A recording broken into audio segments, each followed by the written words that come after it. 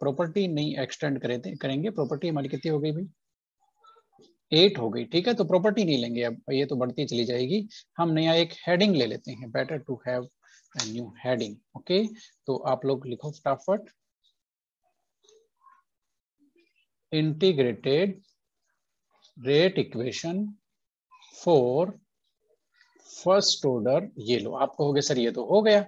ठीक है, नहीं ये नहीं हुआ। First order gas phase reaction, ये लो भाई, आपने ये वाली रिएक्शन नहीं करी अभी तक, इसके लिए भी इंटीग्रेटेड रेट इक्वेशन है। कौन सी रिएक्शन के लिए? गैस फेज रिएक्शन के लिए। ठीक है, तो चलो एक काम करते हैं, आपके सामने एक गैस फेज रिएक्शन लिखते हैं। एक जनरल गैस फेज रिएक्शन है हमारे सामने, हमारे पास। ए कन्वर्ट हुआ किसमें? बी और सी में। जरा इसको समझना, इंपॉर्टेंट है ये। ठीक है, और ये भी क्या है? गैसियस है। ये दोनों प्रोडक्ट भी गैसियस है और ये भी गैसियस है ना। ए बी सी जो भी यहाँ पर रिएक्टेंट प्रोडक्ट है सारे गैसियस हैं। ठीक है, ये हो गया। अब इस रिएक्शन के लिए इंटीग्रेटेड रेट इक्वेशन कैसे लिखेंगे? वो थोड़ी ना लिखेंगे हम। कौन सा वाला बताना जरा, जो नॉर्मली हम लोग लिखते हैं। K is equal to rate constant का फॉर्मूला क्या बताओ जरा? 2.303 डिवाइडेड बाई RT log क्या आएगा? R0 डिवाइडेड बाई R, भूलना मत इसको। ठीक है, अब R0 क्या है? Initial concentration. R क्या है? At T time concentration. Okay, इसी फॉर्मेट में इसको लिखते हैं। किस फॉर्मेट में? इसी फॉर्मेट में, सेम फॉर्मेट में हम इसको लिखते हैं। और वो कैसे लिखेंगे?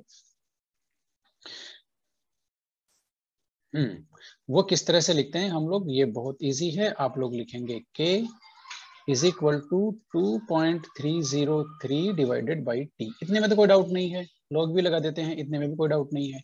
अब प्रॉब्लम ये आ गई कि गैसियस रिएक्शन के लिए आप कॉन्सेंट्रेशन किस में एक्सप्रेस करोगे? बताना जरा, बता दो। बोलो, किस में एक्सप्रेस करोगे कॉन्सेंट्रेशन? प्रेशर में ना, थोड़ी ना आप मोलर मोलर कॉन्सेंट्रेशन लोगे। आर के स्क्वायर ब्रैकेट थोड़ी ना लगाओगे, यहाँ ए के स्क्वायर ब्रैकेट थोड़ी ना लगाओगे, वो तो मोलर कॉन्सेंट्रेशन है। ठीक है, आप क्या लेंगे यहाँ पर? प्रेशर। प्रेशर तो ऊपर हम R0 किसको इंडिकेट कर रहा है? बताना जरा। R0 का क्या फुल फॉर्म है? कौन सी कॉन्सेंट्रेशन है ये? मोलर कॉन्सेंट्रेशन नहीं, मतलब इनिशियल के, इनिशियल तो हम यहाँ पर प्रेशर के टर्म लेंगे, ये लेंगे प्रेशर इनिशियल। हो गया। R0 का सिमिलर टर्म है ये, आपको याद करने की जरूरत नहीं है। ठीक है, वो इनिशियल कॉन्सेंट्रेशन, मोलर कॉन्सेंट्रेशन थी, ये इनिशियल प्रेशर आ गया, कोई दिक्कत नहीं है। ठीक है, अब नीचे आपने क्या लिया? R लिया। यहाँ पर R क्या है? टी टाइम पे कॉन्सेंट्रेशन। तो यहाँ क्या लेंगे?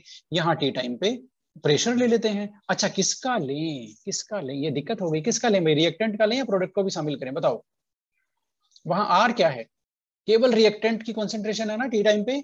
तो यहां पर भी हमें ए का प्रेशर लेना पड़ेगा। ए का प्रेशर, ए हमारा रिएक्टेंट है, उसका प्रेशर लेना पड़ेगा at any time T. Okay, तो ये इसका इंटीग्रेटेड रेट इक्वेशन हो गया। आप सोचोगे ये तो सर बहुत इजी है। ये इतना इजी नहीं है हमारे लिए। हमारे सामने एक प्रॉब्लम आ गई लेकिन। ठीक है, पहले एक काम करते हैं, इनको फुल फॉर्म लिख लेते हैं। आप लिखिए, पीआई से क्या मतलब है? फटाफट लिख लीजिए। Initial pressure of A, initial pressure of reactant A. ठीक है, ये तो हो गया पीआई की फुल फॉर्म। अब पीए की फुल फॉर्म भी आपको पता चल गई होगी। ये partial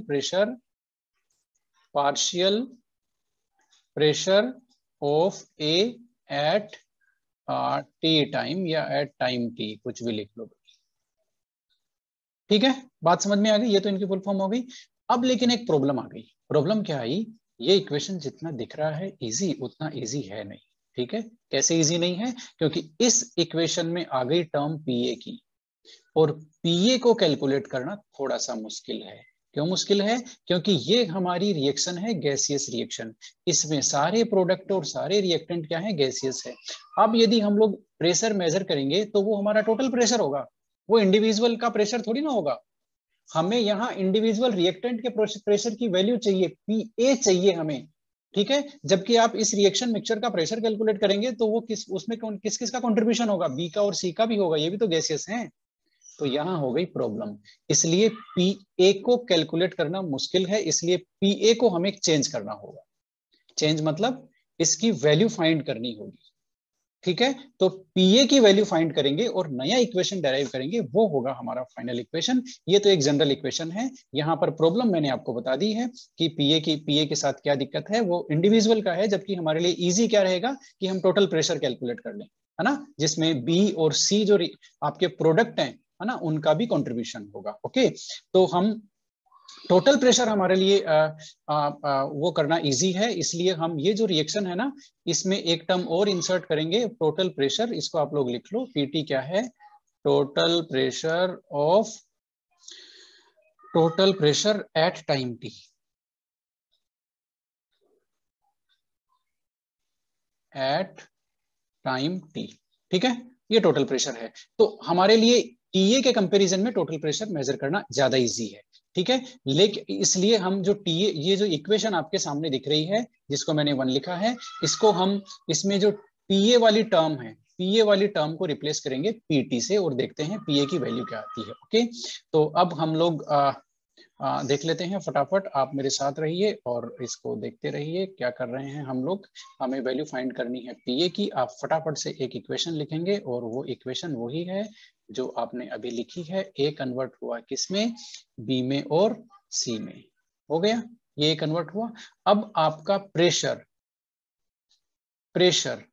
eight T is equal to 0, भाई जब टाइम 0 था तब प्रेशर किसका था, केवल ए का प्रेशर था, और जो भी प्रेशर था हम उसको इनिशियल प्रेशर कहेंगे।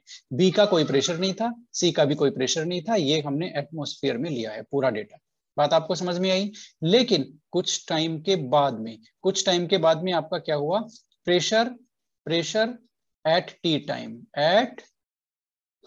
ये लो, ठीक है, एट टी टाइम पर क्या प्रेशर होगा, टी टाइम पे सपोज एक काम करते हैं, अब आप देख रहे हो ना कुछ देर के बाद में क्या होगा, ए का जितना मोल कंज्यूम हो रहा है उतना ही बी का और सी का मोल बन रहा है। यदि ए का 10 मोल कंज्यूम होगा तो बी का भी 10 बनेगा और सी का भी 10 बनेगा, यही इनका स्टोइकियोमेट्री है। ठीक है, अब टी टाइम पे मान लेते हैं ए का जो प्रेशर है ना वो एक्स अमाउंट से डिक्रीज हो गया, ये लो, एक्स अमाउंट से डिक्रीज हो गया, तो इसका एक्स अमाउंट से डिक्रीज हुआ तो बी का कितने अमाउंट से इंक्रीज होगा बताना जरा, एक्स अमाउंट से ही बी का इंक्रीज होगा, क्योंकि जितने मोल ए के डिसअपियर हो रहे हैं बी के उतने ही मोल अपियर हो रहे हैं। ठीक है, तो ए के प्रेशर में जितने की डिक्रीज होगा बी का प्रेशर उतना ही इंक्रीज होगा, सी का भी उनके उतना ही इंक्रीज होगा। इनका स्टोइकियोमेट्री का रेशियो यही है। ठीक है, तो ये टी टाइम पे प्रेशर हो गया। ओके, अब आपको पता है एक लो, कौन सा लो, देखना जरा कौन सा लो लिख रहा हूं,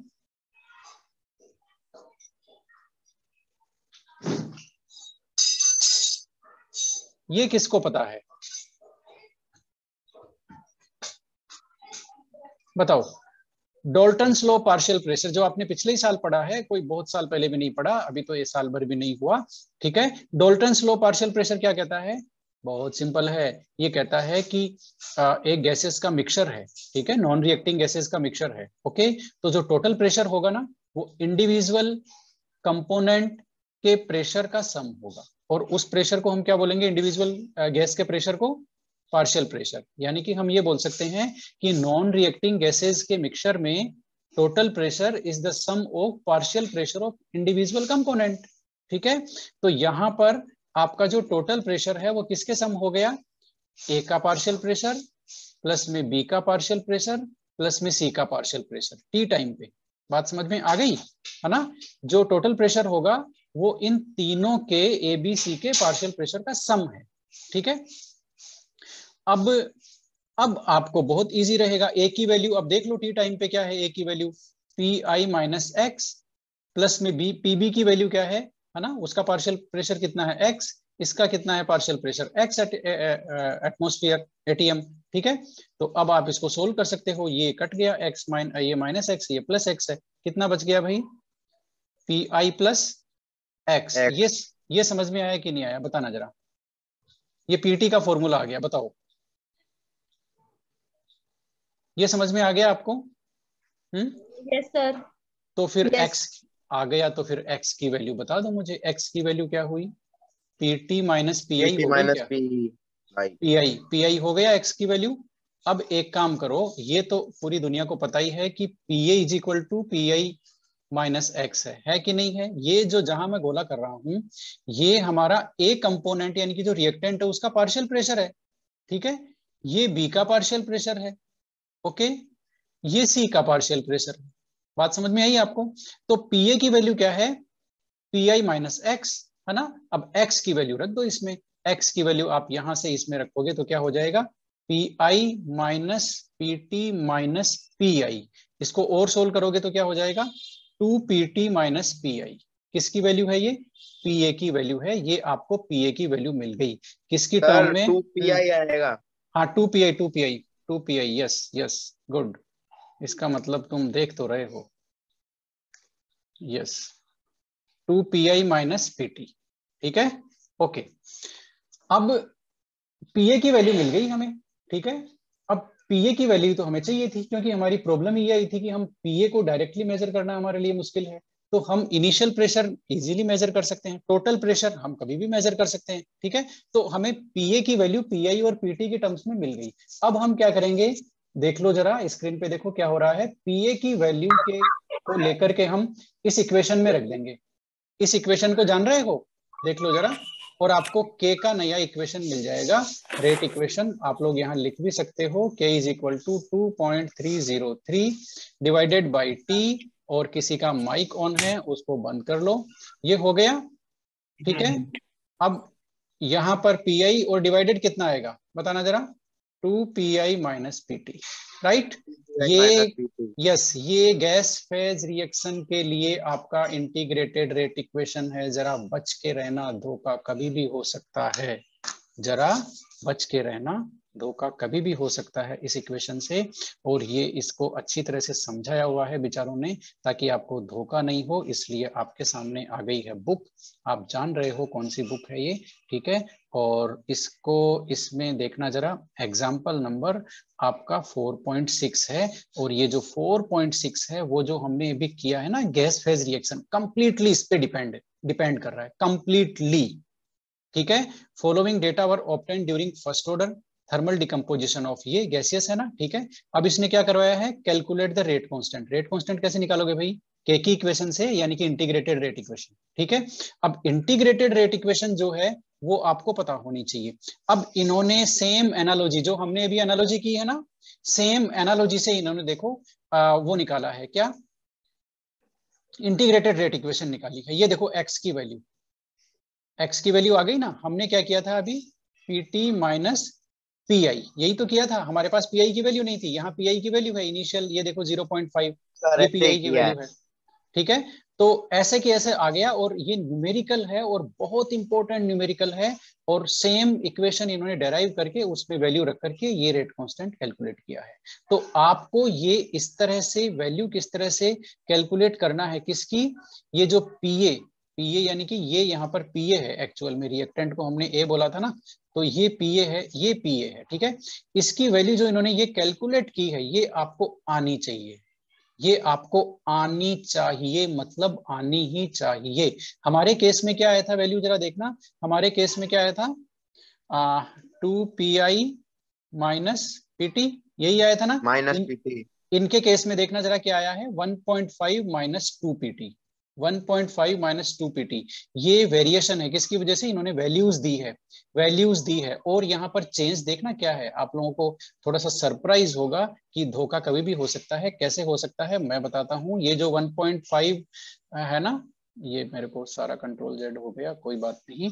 हमने जो इक्वेशन ली थी वो लिया था ए बी प्लस सी। हमारी जो स्ट्रोकियोमेट्री क्या थी, ए बी और सी की स्ट्रोकियोमेट्री क्या थी, 1:1:1। सही बात है ना, बताना जरा। इनकी स्ट्रोकियोमेट्री क्या है देखना जरा, इनकी स्ट्रोकियोमेट्री है 2:2:1। देख लो, देख लो। N2O5 का रिएक्शन कोफिशिएंट 2 है, यहाँ भी 2 है, यहाँ 1 है। तो इनकी स्ट्रोकियोमेट्री चेंज, स्ट्रोकियोमेट्री चेंज, तो ये जो आपकी एक्स की वैल्यू आई है ना, इसका पैटर्न भी चेंज। जो हमने 2 pi माइनस पीटी किया है वो चेंज हो सकता है कभी भी, वो फिक्स नहीं है। It depends on the pattern और stoichiometry of the reaction. Very very important concept here. इसीलिए इन्होंने एग्जाम्पल दिया है और कैलकुलेट करके बताया है कि आपके सामने कोई भी रिएक्शन आए, आपको पीए की वैल्यू किस तरह से कैलकुलेट करनी है। आपको बात समझ में आई जो मैंने बताया वो? रिएक्शन पैटर्न आपने पहचाना, हमने ए बी सी सीधा लिया है, ए कन्वर्ट हुआ बी में और सी में, सबका नंबर ऑफ मोल कितना है 111 है, लेकिन इस रिएक्शन में कितना 2 नंबर ऑफ मोल रिएक्टेंट का, और इस प्रोडक्ट का 2 नंबर ऑफ मोल है, और इस रिएक्टेंट का 1 मोल है। तो इनका स्टोकियोमेट्री चेंज है, स्टोकियोमेट्री चेंज है तो आपकी कैलकुलेशन चेंज हो गई। हमने यहाँ पर x लिया है ना, ये देखो इसका 2x है, इसलिए इसकी कैलकुलेशन भी डिफरेंट है। इसलिए हमेशा ध्यान रखना गैस फेज रिएक्शन में ये जो स्टोकियोमेट्री चेंज होती है, वो जो इक्वेशन है ना आपका, वो इक्वेशन चेंज हो जाएगा। बात आपको समझ में आई कि नहीं आई? आपने क्या सीखा? ये जो हमने निकाला है गैस फेज के लिए, ये सबके लिए एप्लीकेबल नहीं है।